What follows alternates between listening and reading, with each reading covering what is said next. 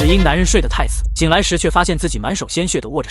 男人瞬间吓尿了，急忙下车，顺着林间小道找寻，竟发现暗恋的女孩此刻满头鲜血的死在了丛林里。男人被这一幕吓得魂飞魄散，为了撇清嫌疑，他匆忙的将带血的衣服和那块石头丢进了湖中。此时的小帅也运用能探测人心的牛角，从那晚的餐厅服务员口中得知，女友在他走后上了哥哥的车。小帅愤怒的找到了哥哥，在得知哥哥的所作所为后，他用超能力让哥哥大口的吃下药片，让他产生幻觉，从而陷入无尽的痛苦牢笼中。而他得知哥哥也喜欢自己的女友后，于是找到了自己的发小素。发小劝他去自首，争取早日出来。谁料两人争执中，小帅一把扯下了发小的十字架，发小这才讲出是他杀了女友。原来当晚小帅求婚失败后，暗恋女友多年的发小以为自己有机会，于是一路尾随女友去了丛林之中，趁四下无人便兽性大发，想要霸王硬上弓。女友誓死不从，反抗中激怒了发小，于是他拿起旁边的石头就砸死了女友，临走还不忘把恶行嫁祸在小帅哥哥身上。得知女友竟这样惨死的小帅瞬间分了神，结果被发小趁机用铁链扑倒在地。伤心欲绝的小帅瞬间丧失了战斗力，被发小按倒在地死死摩擦。此时的发小已经杀红了眼，为了彻底掩盖自己的罪行，丧心病狂的他将小帅拖进车子，浇上汽油，点燃一根火柴就扔了上去，大火瞬间将小帅吞噬。挣扎中小帅想要下车，也被发小一脚踹了回去，无奈下他只得启动车子一头扎进了河里。本以为他会就此饮恨东北，但已有恶魔之脚的他怎会就这样轻易死去？他拖着烧焦的身体找到了老丈人，看他这样，对方一改往日的仇视，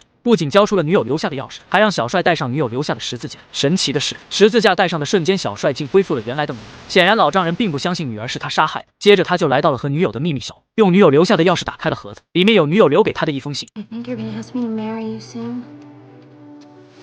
You don't know how much I want to say yes. But I can't. The thing is, I'm very sick. The sort of cancer I have is the kind that runs in families. If I tell you I'm sick, you're just gonna want to marry me even more. And I'll be weak and say yes. Then you'll give up your future and be shackled to me as I go through hell and die anyway. I won't put you through it. I love you too much. My plan is to hurt you just enough to push you away. And hopefully one day you can forgive me.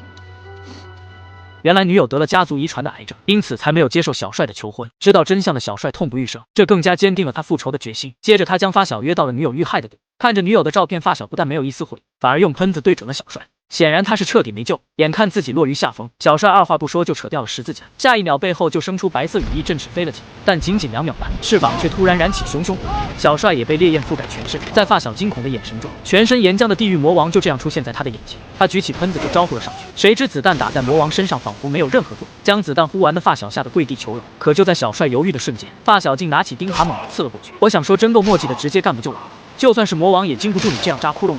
随后，小帅拼尽全力，快速冲向发小，用恶魔之脚刺穿他的胸膛。终于，发小得到了应有的惩罚。小帅也因为化身恶魔耗光了生命，瘫倒在地，在哥哥的注视下，慢慢化成了石头。